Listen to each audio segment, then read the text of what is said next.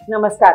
నా పేరు doctor Jasmine Salkar, clinical head and consultant reproductive medicine Hegde fertility Malakpet branch.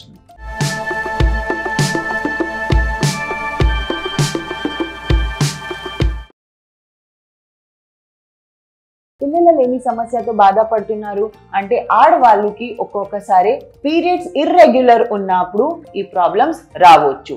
So ఆ periods irregular ఉంటాయి అంటే దీనికి వేరే వేరే రకాలుగా కారణాలు ఉంటాయి. కానీ చాలా ఇంపార్టెంట్ ఒక రీజన్ అంటే హార్మోనల్ ఇంబ్యాలెన్స్. అంటే హార్మోన్స్ కొంచెం బాడీలో డిస్టర్బ్ అయిపోతే అది ఎవ్రీ మంత్ ఓవ్యులేషన్ అవ్వకపోవచ్చు. అంటే ఎవ్రీ మంత్ అండాశయంలో ఎగ్ గ్రోత్ అవ్వదు, దానివల్ల పీరియడ్స్ కూడా ఇర్రెగ్యులర్ అయిపోతాయి. సో హార్మోనల్ ఇంబ్యాలెన్స్ చాలా రకాలుగా ఉంటాయి.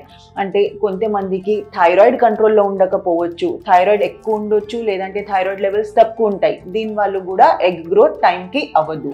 రెండోది అయితే అది బ్రెయిన్ లో ఒక చిన్న పిట్యూటరీ గ్లాండ్ ఉంటుంది, అందులో ఒక్కొక్కసారి ప్రొలాక్టిన్ హార్మోన్స్ కి లెవెల్ ఎక్కువ ఉన్న అప్పుడు కూడా అది అండాశయంలో ఎగ్ గ్రోత్ టైం కి అవ్వదు. సో పీరియడ్స్ ఇర్రెగ్యులర్ అయిపోతాయి.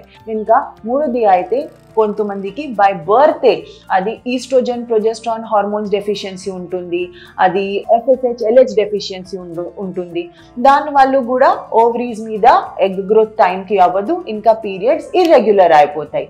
సో ఆ హార్మోనల్ ఇంబ్యాలెన్స్ వేరే వేరే రకాలుగా ఉంటాయి.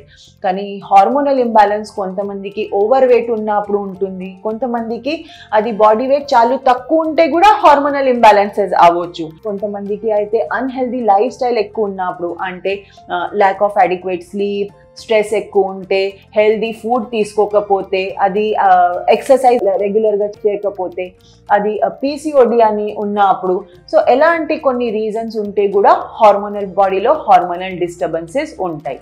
సో హార్మోనల్ డిస్టర్బెన్సెస్ ఉన్న అప్పుడు అది ఎగ్ గ్రోత్ టైంకి అవ్వదు, అది గర్భసంచి లైనింగ్ కూడా కరెక్ట్ తయారవ్వదు, దానివల్ల పీరియడ్స్ ఇర్రెగ్యులర్ అయిపోతాయి, ఇంకా పిల్లల లేని సమస్యతో మీకు అయితే బాధపడవచ్చు. సో మీరు అయితే ప్రెగ్నెన్సీ సంబంధం ప్లాన్ చేస్తున్నారు, మీ పీరియడ్స్ ఇర్రెగ్యులర్ ఉన్నాయి అంటే మీరు ఒక మంచి ఫర్టిలిటీ స్పెషలిస్ట్కి కన్సల్ట్ చేసుకొని మీ హార్మోనల్ లెవెల్స్ ఎలా ఉన్నాయి అది చెక్ చేసుకొని, అది అందులో ఒకవేళ ఇంబ్యాలెన్స్ ఉంటే మీ డాక్టర్ మీకు దీనికి ఎలా కరెక్ట్ చేయాలి, అది ట్రీట్మెంట్ ఆప్షన్స్ ప్రెగ్నెన్సీ ప్లాన్ చేయాలంటే ఏమేమి ఉంటాయి మీకు సలహా ఇస్తారు.